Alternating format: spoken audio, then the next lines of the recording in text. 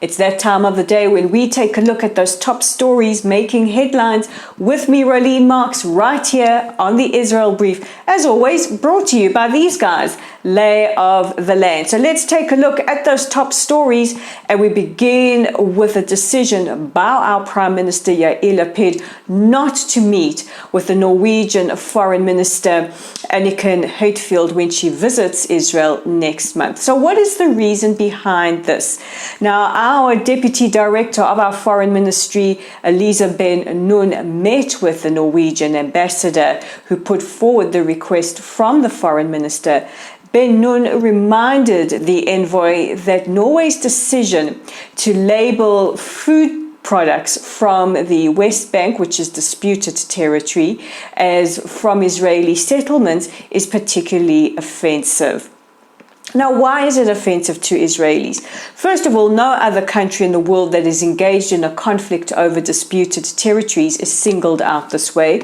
But also, labeling Israeli products, which is products from the Jewish state, takes us back to a very, very difficult time in our history where Jews were labeled and othered, and we all remember all too well how that ended. Now, the decision to label or to boycott is a sign of support or even de facto support for the boycott, divestment and sanctions movement that push forward these proposals and these campaigns to label Israeli products. Now, from the Norwegian perspective, they say that it is in conjunction with some of the decisions taken by other EU countries who have also experienced Israel's dissatisfaction. But they believe that consumers have a right to decide where their products come from and whether or not they should support them. However, yet again, it fits into the International Holocaust Remembrance Alliance's definition of the singling out of the Jewish state for slurs or for opprobrium. So we will be keeping an eye on this story to see how this progresses. In other news, earlier today, the Prime Minister briefed the foreign media. In his briefing, he spoke about the movement towards a deal with Iran. He said Israel will do everything that we can to prevent Iran from going nuclear. Now, this statement has been backed up by his alternate Prime Minister, Naftali Bennett.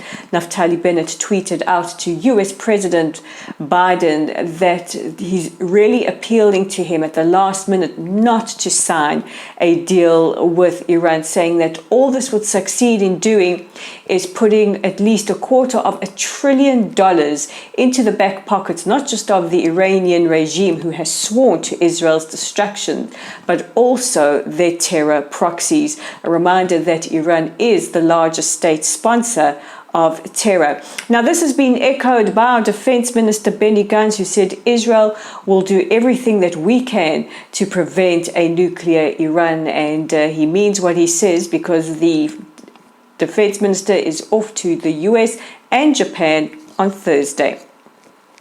Now, some of you might be seeing in the press a very, very controversial story regarding the labeling of 7 Palestinian NGOs or civil society organizations as terrorists. Now, 19 European Union envoys to Israel have demanded answers from our foreign ministry. They say that Israel's raid last week and closure of these offices, they have not received enough intelligence to make the connection between these organizations and Israel's labeling as terror organizations. Now, the IDF and the Shin Bet, which is our internal security intelligence service, say that they have more than met the intelligence requirements that the envoys are looking for. A direct tie has been linked between either members of these organizations or these organizations themselves in supporting the PFLP, which is the Popular Front for the Liberation of Palestine, which has been declared by the EU and by the US as a terror entity. Israel is more than confident that we have adequate intelligence to back up our claims. And our last story of the day, sadly, it's not a happy story, but it is a very, very important one.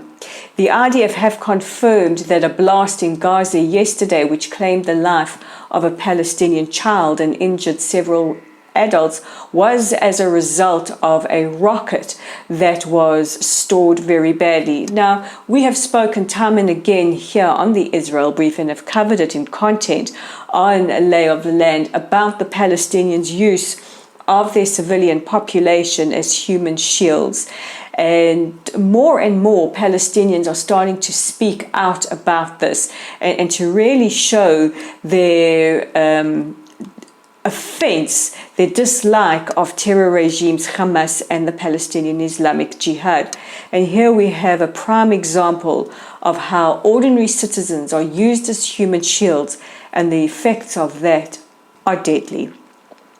This brings us to the end of today's edition of the Israel Brief, but please don't forget to check out our website at www.layoftheland.online. We are also on Facebook at Lottle's site, on YouTube at the Israel Brief. Please click on that red subscribe button so that we can get the news from Israel out to as many people as possible, and on Twitter at Lay of the Land 5. I'm Roly Marks. This is the Israel Brief. Join me again tomorrow for your top stories before we head into the weekend.